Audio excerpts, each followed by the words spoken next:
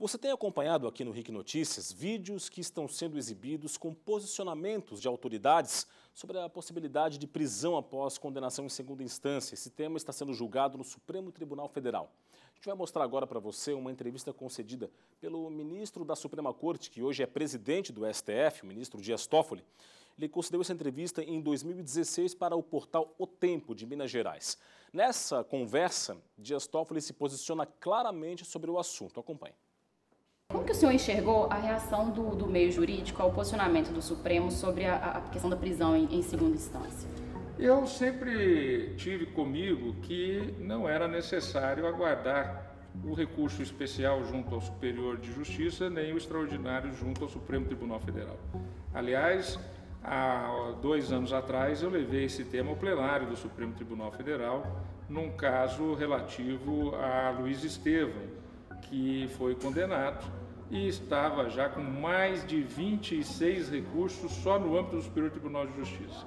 Quando eu recebi o processo em meu gabinete, ele estava naquele dia, era o último dia para decidir, porque no dia seguinte já haveria a prescrição. Ou seja, se eu não tivesse tomado uma atitude drástica de entender aqueles recursos protelatórios, o que foi confirmado pelo colegiado, ele estaria solto, porque teria prescrito através deste artifício de inúmeros e inúmeros recursos.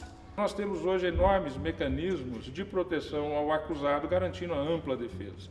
O Brasil é um dos países no mundo que mais garante ampla defesa, até porque nós passamos por 2 períodos de governos autoritários, que foi o período Getúlio Vargas do Estado Novo de 1937 a 1945 e depois o governo militar de 1964 a 1985. Com isso, a Constituição de 88 criou mecanismos enormes de proteção à defesa do cidadão. Pois é. Estamos diante, esta semana, da possibilidade real da consagração da impunidade.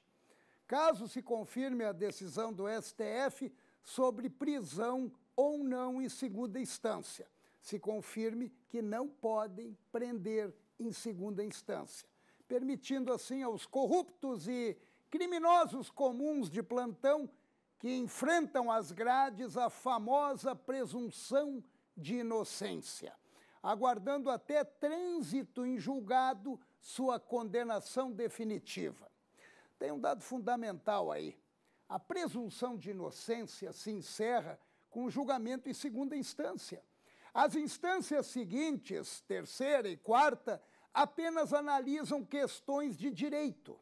Por exemplo, a figura mais emblemática dessa situação toda, o ex-presidente Lula, por mais que pose de preso político carregado de injustiças, não vale nada no universo jurídico, tanto que o discurso é puramente político. Resumindo tudo isso, os criminosos de todas as escalas, inclusive os de sigla partidária, sabem muito bem e são conhecedores da morosidade da justiça que trânsito em julgado aqui no Brasil é sinônimo de impunidade. Prescreve o crime. Livres, embora condenados, como se as primeiras e segundas instâncias não tivessem nenhum valor. O que pode acontecer essa semana é um grande retrocesso.